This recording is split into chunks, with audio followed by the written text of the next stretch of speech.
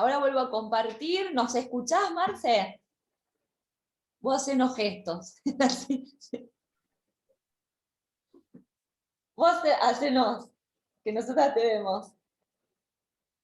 Y ahí está Vivi conectando el audio, y Aldana que no la podemos ver, pero bueno, ustedes, para que les funcione internet no hay problema en si apagan un minuto la cámara.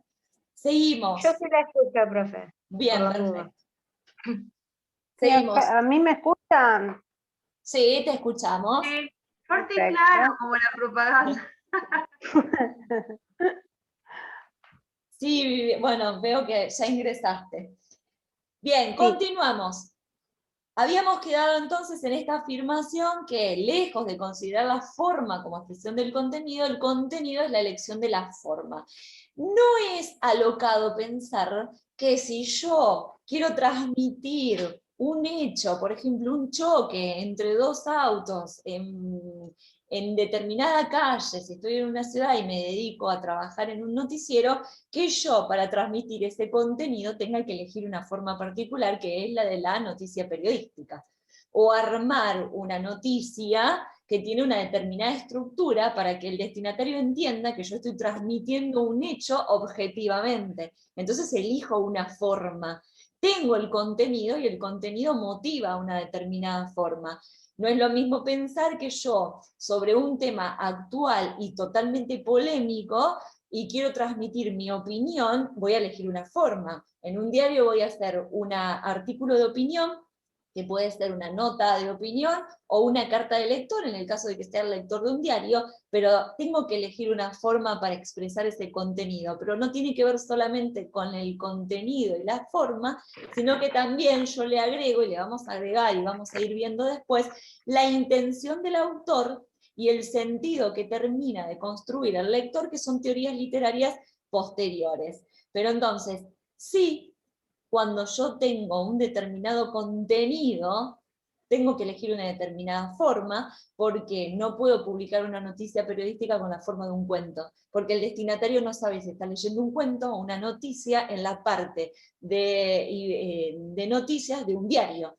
No puedo poner una nota de opinión en la parte de política informativa de un diario, hay una parte particular o específica para eso. Entonces ahí el contenido sí lo tengo que delimitar con una forma. Y eso es lo que hacen los géneros discursivos, explicarles o mencionar cuáles son las formas para determinados discursos y determinados contenidos. ¿Hasta ahí vamos bien? Sí. Bien. Seguimos entonces. El contenido era meramente la motivación de la forma, una ocasión o oportunidad conveniente para un tipo particular de ejercicio formal. La literatura se convierte en un ejercicio formal. Yo lo estoy leyendo acá porque tengo las anotaciones aparte, y por ahí lo quiero buscar acá acá, ejercicio formal. El Quijote no es un libro acerca de un personaje de ese nombre. El personaje no pasa de ser un recurso para mantener unidas diferentes clases de técnicas narrativas. Justamente en esa novela está la técnica narrativa de lo que implica una novela, que lo vamos a ver cuando analicemos un cuento, sobre todo, en la inclusión, por ejemplo, de la trama narrativa, la trama descriptiva, la trama dialogal, que tienen que ver con la forma, o el análisis de la forma. Rebelión en la Granja, de Orwell, no era, según los formalistas, una alegoría del estalinismo, que si uno hace un análisis de la intención del autor y contextualiza la obra de Rebelión en la Granja, o vamos a leer que es una alegoría de esa época y de esa forma política particular. No es que no van a encontrar este tipo de interpretación de la obra de Orwell. Por el contrario, dicen los formalistas, el estalinismo simple y llanamente proporcionó una oportunidad útil para tejer una alegoría. Esta desorientada insistencia ganó para los formalistas el nombre despreciativo que les adjudicaron sus antagonistas. El antagonista es el opositor. Obviamente que toda teoría tiene una teoría que se le opone, como todo movimiento literario tiene un movimiento posterior que va a retomar o rechazar alguna forma y ahí va a producir el cambio. Aun cuando no negaron que el arte se relacionaba con la realidad social, a decir verdad, algunos formalistas estuvieron muy unidos a los bolcheviques, sostenían desafiantes que esta relación para nada concernía al crítico. El formalismo va a sostener que al crítico literario no le importa cuál es la relación entre la obra literaria y su contexto de producción, sino que simplemente hay que observar la forma, independientemente del contexto de producción. Ahora, me pregunto yo, ¿cómo entender Rebelión en la Granja si la sacamos del contexto de producción en el que esa obra tuvo lugar? ¿Qué leo de Rebelión en la Granja si realmente cada uno de los personajes representa a uno de los líderes políticos de los cuales se está hablando?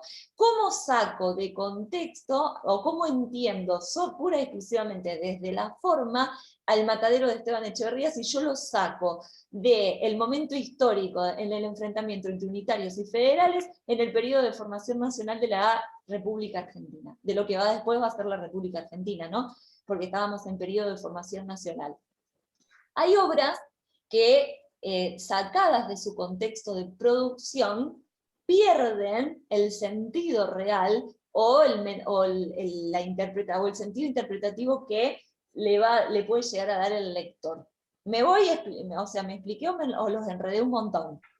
No, se entendió, porque creo que yo Ah. más adelante hay una parte que dice que a veces parece algo, como lo entendí yo, algo parece literario si uno entiende también el contexto que tiene, porque hay una parte del ejemplo que le hice de la Virgen, no me acuerdo cómo, y o sea, y que parece poético, pero también tiene que ver con el contexto que habla del lenguaje vulgar, cotidiano, y el lenguaje, digamos, literario, que también Sí. tiene que ver en el contexto que eso está dicho. Es más o menos lo que vos querías decir recién. Exacto. Nosotros, por ejemplo, si la forma de hablar de 3 siglos atrás no es exactamente la misma que tenemos nosotros ahora. Entonces, si entendemos la literatura como una forma de violentar el lenguaje ordinario, lo que era literatura en el siglo XVIII no es literatura en el siglo XXI.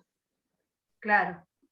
O lo que nosotros hoy leemos como literatura, con esta representación del lenguaje diario dentro de la obra, no lo leería un crítico del siglo XVIII como literatura, lo leería como un diálogo ordinario, cotidiano, entre dos personas. Por lo tanto, el contexto de producción, que lo va a estudiar en las teorías de comunicaciones modernas, van a decir que toda obra tiene un contexto de producción y un contexto de recepción. Se produce en un determinado momento, bajo determinadas condiciones, y se recibe en un determinado momento, bajo determinadas condiciones. Por lo tanto, hay un sentido de producción y hay un sentido de recepción. La manera en que recibe hoy un alumno el matadero, si no se lo enfoca dentro del contexto de producción en el siglo XIX, no la lectura va a ser totalmente, perdón, que leo el chat.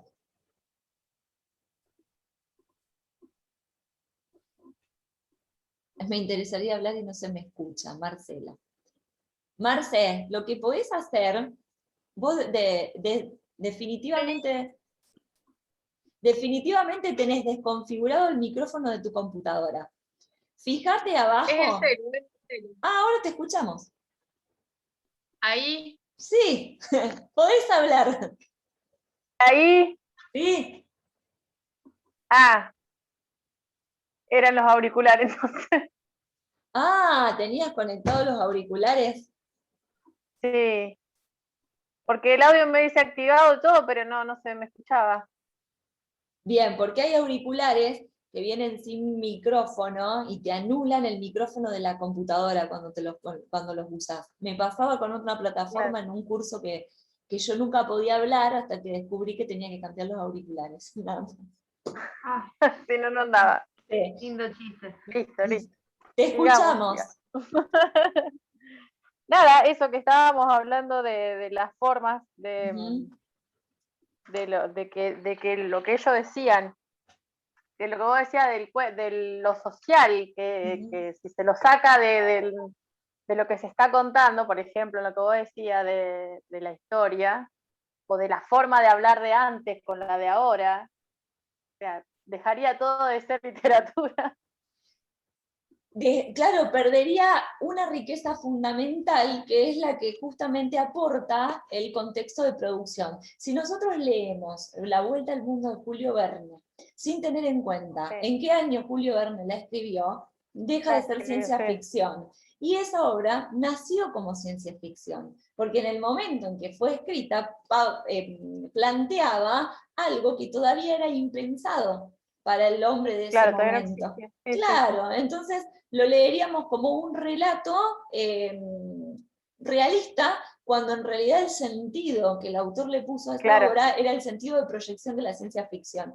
Imposible es entonces pensar o sacar, bueno, y acá va a qué teoría, estoy dejando entrever a qué teoría yo adhiero, ¿no? Es imposible. Sí. Pero no significa que sea la teoría en la que tienen que adherir ustedes, por favor, es la manera en que es la que yo defiendo. Es imposible sacar la obra del contexto de producción. No podemos sacarla. El formalismo no sería, por ejemplo.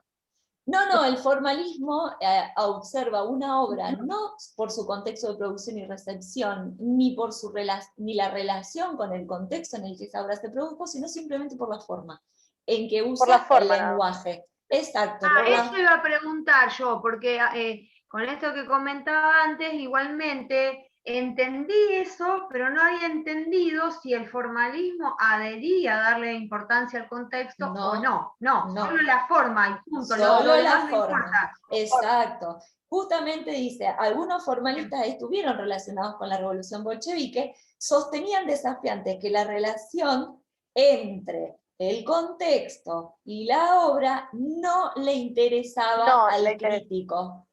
Exacto. No es cuestión del crítico observar la relación del contexto con la obra. En una etapa, años antes, a mí también me molestaba estar analizando la obra según el contexto de producción, y muchas de las preguntas eran, a ver, ubica la obra en el contexto de producción.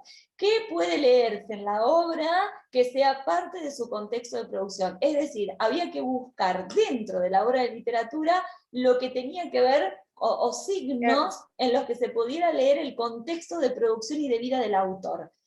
En un momento de mi vida me molestó hacer eso. Eso tiene que ver con la semiótica, ¿no? Buscar ciertos signos en los que aparezca alguna, o que se pueda leer algún dato contextual.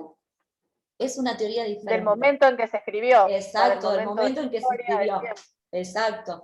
Si, por ejemplo, nosotros no supiéramos que Ernesto Sábato es un existencialista y es ateo, no podríamos entender nunca El Túnel, que es una obra de literatura existencialista, en la que, no sé si la leyeron o escucharon nombrar, empieza: yo soy Juan Pablo Castel, el pintor que mató a María Ibarbo. Así esa es la primera frase de la novela. Y vamos a leer todo un planteo, una reflexión filosófica en relación a la existencia, al ser, al hombre dentro del mundo y a la naturaleza humana. Este personaje va a presentar al hombre como una persona, como un sujeto naturalmente malo, o que tiene inclinaciones malas, o se inclina hacia el mal. Si nosotros, cualquier ser humano. Todo ser humano. Ser humano, todo ser humano tiene una inclinación hacia el mal. Si nosotros no, obviamente que podemos leer la historia y es sumamente atrapante la historia del túnel de Ernesto Sábato, pero vamos a enriquecer muchísimo el sentido completo de esa obra si sabemos algunas características de Ernesto Sábato y algunas características del contexto y del movimiento literario al que él adhirió para escribir esa obra. Esa obra es el resultado de una forma de ver del autor en un determinado momento. Ernesto Sábato primero fue físico y estuvo relacionado con las ciencias naturales y ciencias duras, inclusive fue profesor en esa área, y la literatura es un accidente en realidad. Pero también en la literatura hace una expresión de su postura filosófica ante la vida o de su visión. Y ahí nace El Túnel. Y ni hablar que hay otras obras de Ernesto Sábato, la que a mí me encanta realmente es esa, El Túnel. Si nosotros le sacamos esa parte... Yo la leí hace tanto. Y sí, porque la leemos en el secundario muchas veces. Y yo se la sigo proponiendo a los chicos de sexto año del secundario, porque ustedes no saben realmente cómo los atrapa la historia, y eso que empieza por el final. Yo maté a María Iribarne.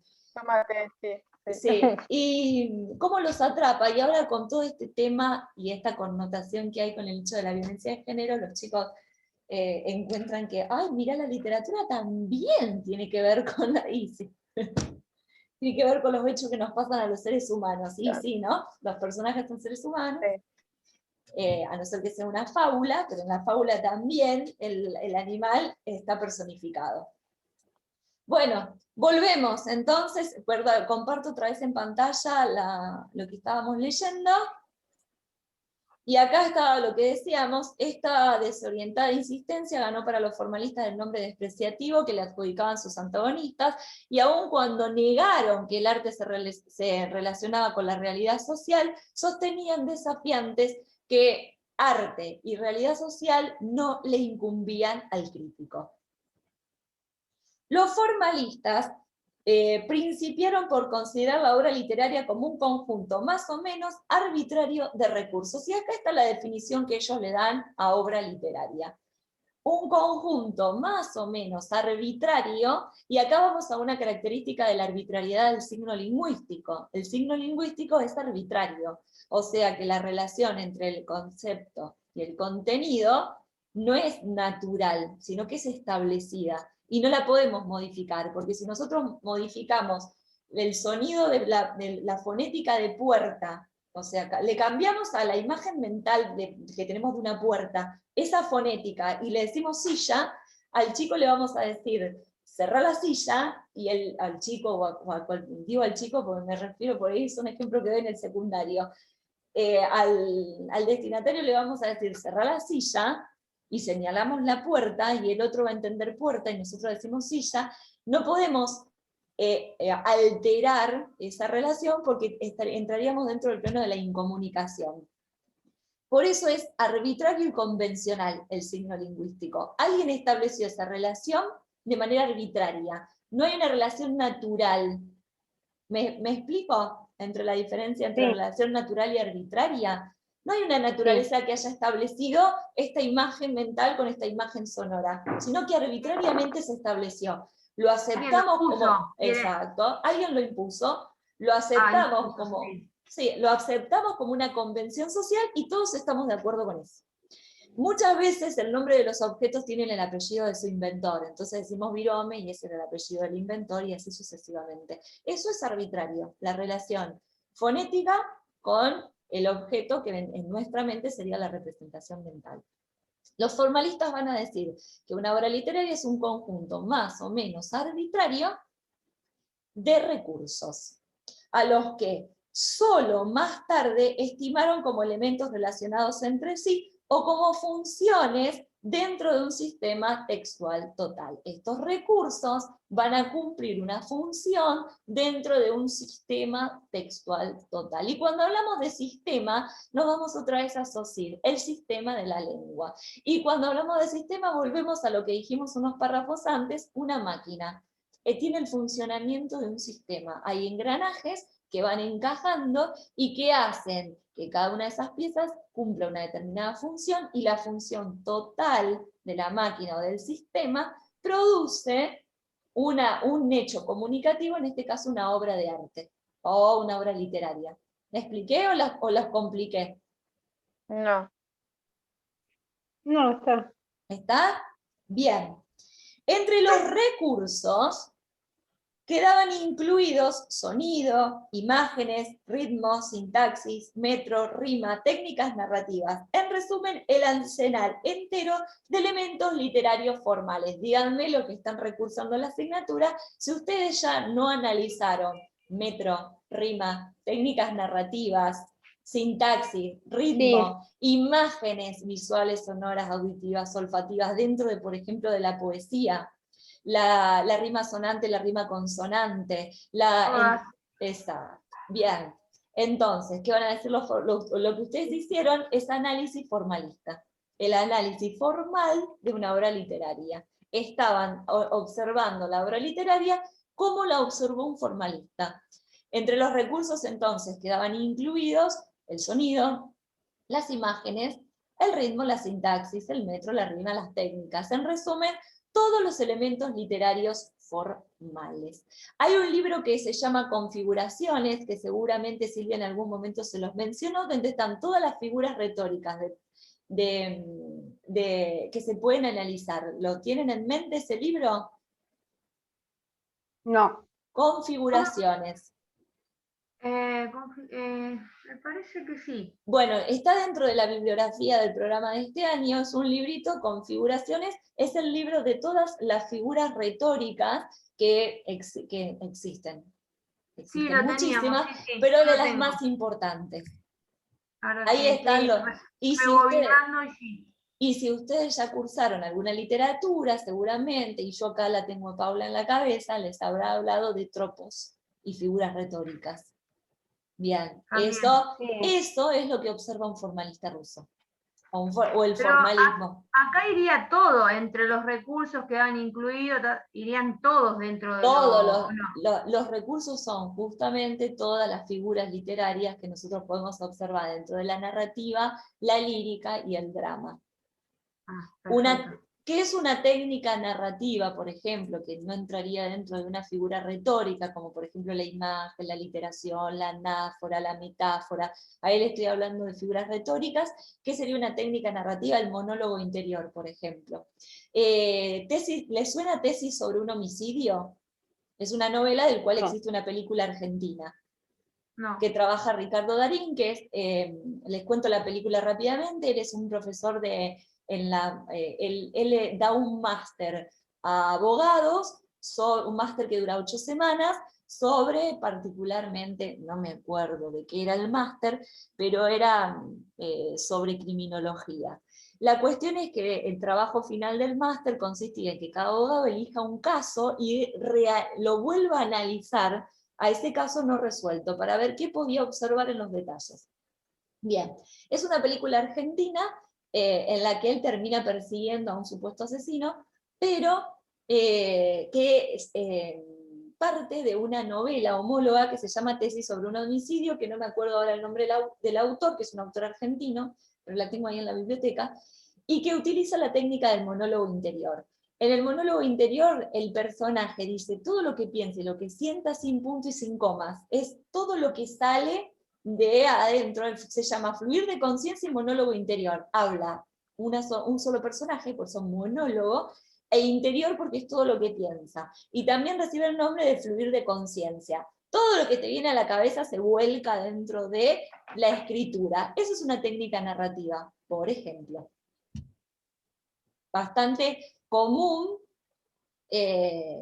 como ejercicio de escritura. ¿No les tocó nunca hacer un ejercicio de escritura de fluir de conciencia?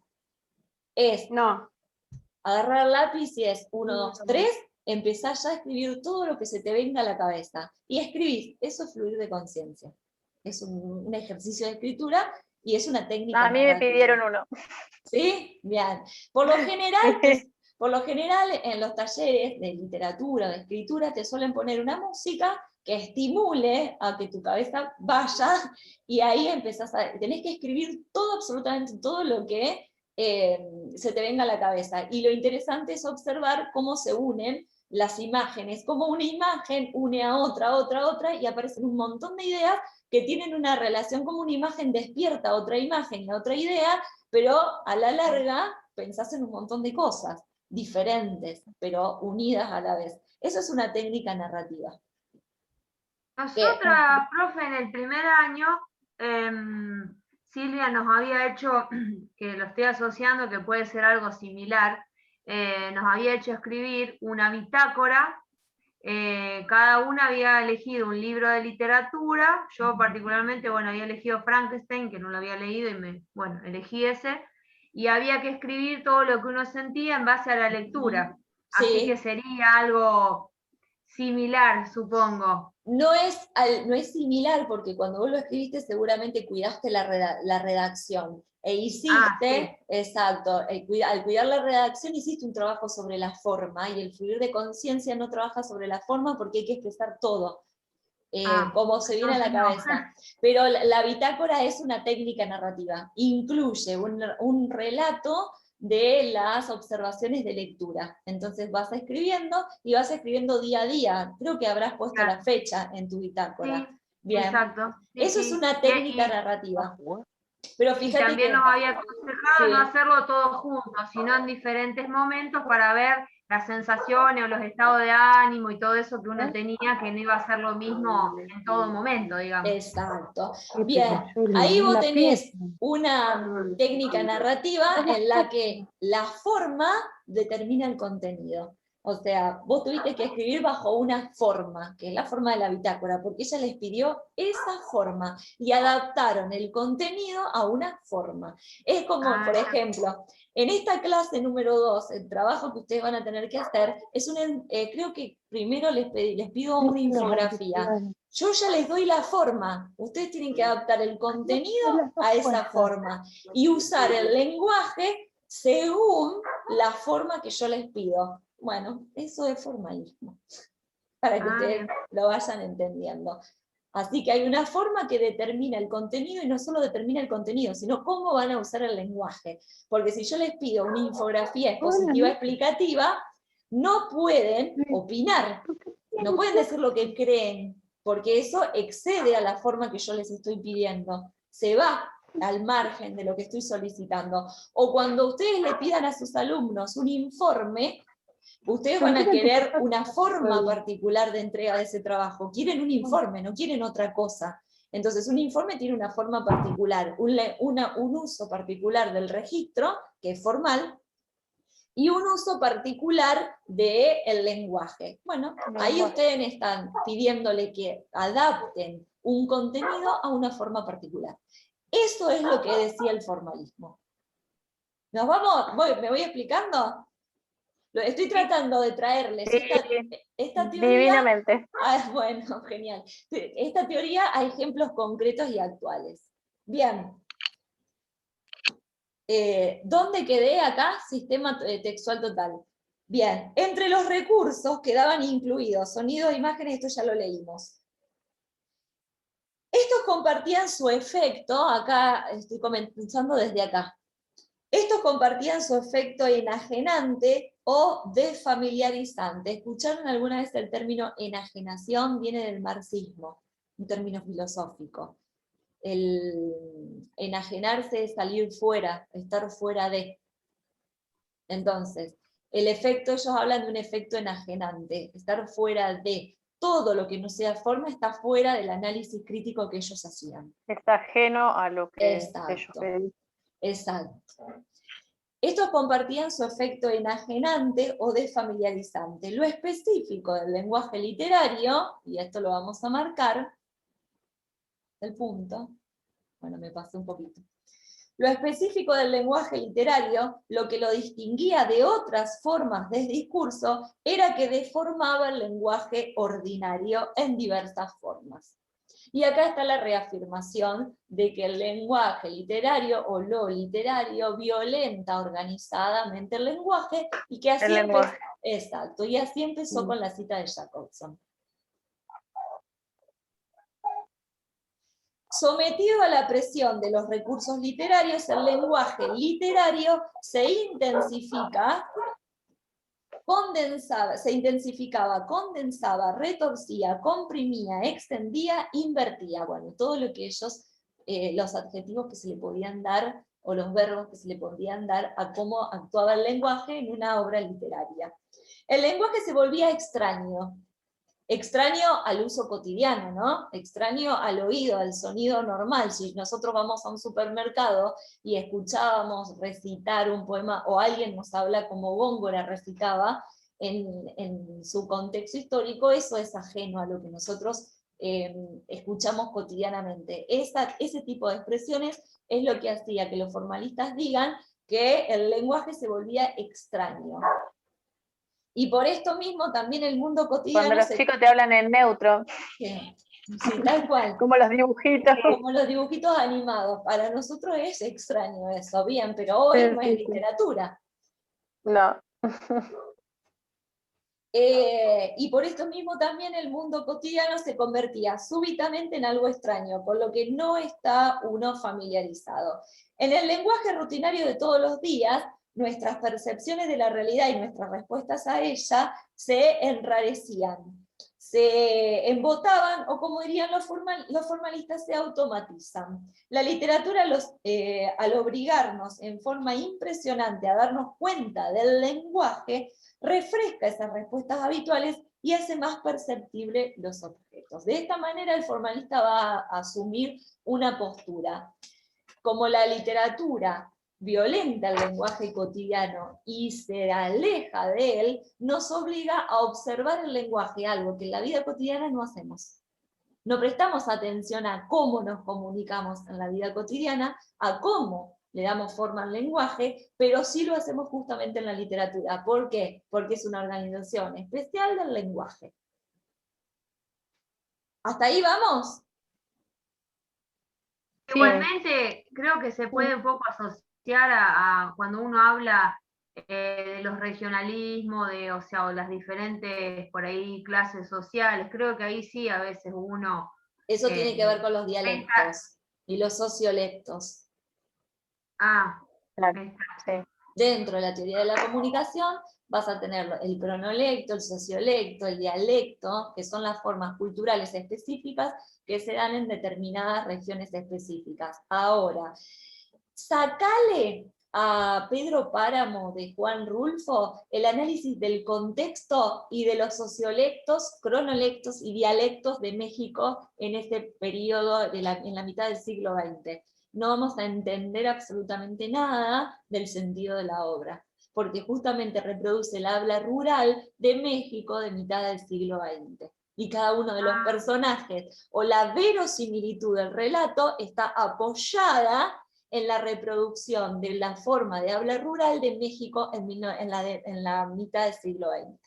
Ahí te lo relaciono un poco con la cuestión de cómo vemos o cómo hacemos para observar la forma del lenguaje en una obra, sacándola de su relación contextual, si en realidad la forma se está apoyando en la forma en que hablan los personajes o el habla rural real de un país determinado, en un momento histórico determinado, en una región geográfica determinada, porque justamente ahí vamos a leer sociolectos. Hay muchas... el léxico, para poder comprenderlo, tenemos que trasladarnos al país de origen, que es México. Comala, si bien Comala no existe y es una ciudad o una zona literaria, no existe como Macondo de García Márquez, pero Comala existe dentro del mundo ficcional de la literatura en México. Y si a los personajes queremos analizar la forma, pero sin tener en cuenta la relación social en la que esa obra fue pensada, vamos a perder el 70% de la riqueza de Pedro Páramo de Juan Rulfo. ¿Me explico? Y ahí te llevo de la mano a la importancia del sociolecto, porque es la reproducción del habla rural de México en un determinado momento histórico. Está. Que no tiene que ver, ¿qué hacemos, por ejemplo, cuando lo leemos, lo identificamos? ¿Para qué nos sirve la teoría literaria? Para identificar justamente que estamos leyendo dentro de la obra una forma que reproduce otra forma real, pero que está ficcionalizada. Entonces ahí empezamos a unir lo que es hecho, lo que es ficción, lo que es verosimilitud, porque ¿por qué lo hace el autor? Porque tiene que lograr un efecto. ¿Cuál es el efecto? El efecto de verdad. No es verdad, es ficción. ¿Me explico? Entonces ahí, fíjense cómo unimos todas las teorías literarias para hacer la lectura de una sola obra. Y a la hora de decir, bueno, ¿cómo analizo esta obra? Bien, desde el punto de vista de la verosimilitud, desde el punto de vista de la ficción, desde el punto de vista de la naturaleza de la ficción, desde el punto de vista de la forma de Pedro Páramo no tiene capítulos, la técnica narrativa de Pedro Páramo no menciona a quienes están hablando porque no hay diálogos, sino que hay susurros. Los personajes susurran, recuerdan, hay ecos, hay voces. Entonces, y uno tiene que tratar de ponerle a esa voz el personaje que en este momento la está pronunciando, o la está recordando, o la está pensando. Eso es una técnica narrativa, por ejemplo. ¿Cómo podemos analizarla desde la teoría literaria? Bueno, uno de los análisis más ricos es observar la técnica narrativa de Juan Rulfo dentro de esa novela. E inclusive yo les voy a De dar ahí lo difícil que es, o sea, lo difícil que es poder identificar todo eso. Bueno, pero tiene que ver con un ejercicio y con la práctica. Sí, sí, No, seguramente. pero yo también pensaba lo mismo que vos, Marcela, y después cuando ya tenés un poquito de práctica, Ujú, sale sola las cosas. Es más complejo la teoría que la práctica. totalmente, Bueno, totalmente. Es más complejo observar la teoría por separado, porque vos decís, a ver, ¿y yo qué hago con esta teoría y con esta? ¿Qué miro? Pero una vez que internalizás todas las teorías, cuando lees, ni siquiera te hace falta pensar de qué teoría estás, ya lo observás y lo identificás, que es lo más importante. La cuestión es que ustedes se conviertan en lectores críticos. ¿Qué quiere decir? En lectores que puedan identificar una técnica narrativa, una relación del contexto, del contexto de producción con el contexto de recepción, un recurso, la recurrencia de un recurso. Si yo, por ejemplo, les vuelvo a repetir el matadero, no reconozco la ironía y el sarcasmo, que son recursos, y no sé qué función cumple, una pregunta retórica, dentro de un texto, me estoy perdiendo el sentido total de la obra. Entonces, ese reconocimiento desde la teoría a mí me sirve para convertirme en un lector que pueda comprender el sentido que le quiso dar el autor, el sentido que le puede dar al lector, las diferentes lecturas que se produjeron, porque ¿qué va a pasar? Ustedes le van a decir a sus alumnos, este crítico observa de esta obra literaria esto, pero ¿por qué? Porque este crítico está leyendo la técnica narrativa, o está leyendo el contexto, o está leyendo el impacto social que tuvo la obra dentro del contexto en el que se publicó. Entonces son miradas y lecturas diferentes. Lo importante es que nosotros las internalicemos para que seamos los lectores que podamos transmitir diferentes formas de leer a nuestros alumnos. ¿Me voy explicando?